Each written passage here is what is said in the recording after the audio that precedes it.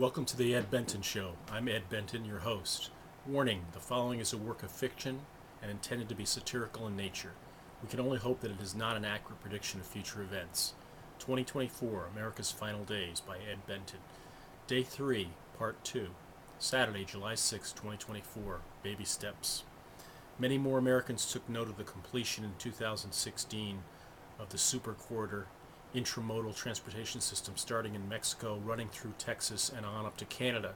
A few short-sighted Americans opposed the project, calling it the NAFTA superhighway, but most Americans accepted the massive infrastructure upgrade as a monumental engineering feat of the 21st century.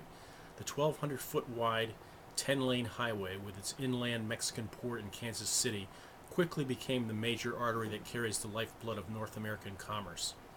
Cheap goods from China could now be shipped by container ship to Punta Colonet, the Mexican megaport in the Pacific, and transshipped via Mexican trucks through one seamless transportation network up through the heartland of America to Canada.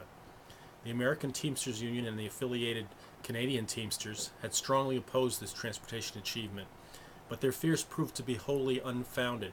Yes, Mexican truckers exclusively handle the shipment of goods on the Super Corridor, but this in no way reduced the overall number of American and Canadian truck shipments. In fact, it had just the opposite effect.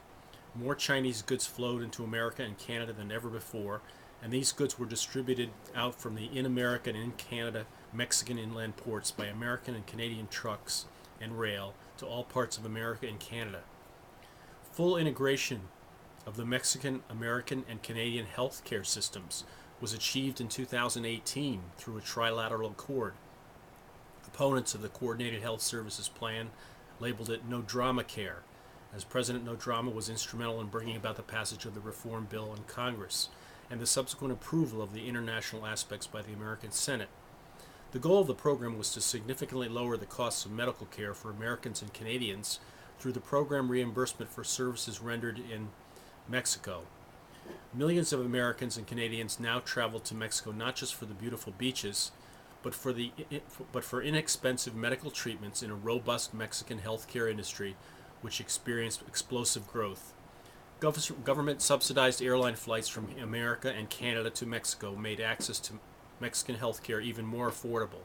Construction of new hospitals and clinics in Mexico to meet the demand for services created millions of jobs for Mexicans and provided a tremendous stimulus to the Mexican economy. End of Part 2.